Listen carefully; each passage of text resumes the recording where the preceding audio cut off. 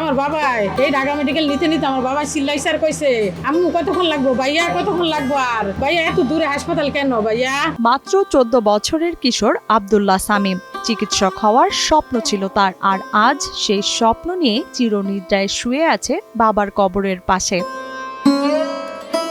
ভাইনার স্বপ্নটা আসলে পূরণ হলো না, স্বপ্নই হয়ে গেল। আজকে হয়তো ভাইনা নেই, বাবার পাশে ভাইনাকে দাফন করা হলো কিছুক্ষণ আগে। মাত্র 7 মাস আগে প্রবাসী না ফেরার দেশে চলে যান বাবা আবুল কালাম মাঝি। পরিবার আর সন্তানরা সেই শোক কাটিয়ে ওঠার আগেই নতুন এক ঝড় এসে শেষ করে দিল গোটা পরিবারকে। তার বাবা গেল 7 মাস আগে সৌদি আরবে মৃত্যুবরণ করেন। তার 7 মাস পরেই আজকে আমার ভাই দগ্ধ হয়ে পুড়ে যায় এবং মৃত্যুবরণ করেন। সেই শোক আমরা এখনো কিন্তু ভুলতে পারিনি। তারপরেই হচ্ছে আজকে ভাইনা মারা গেল।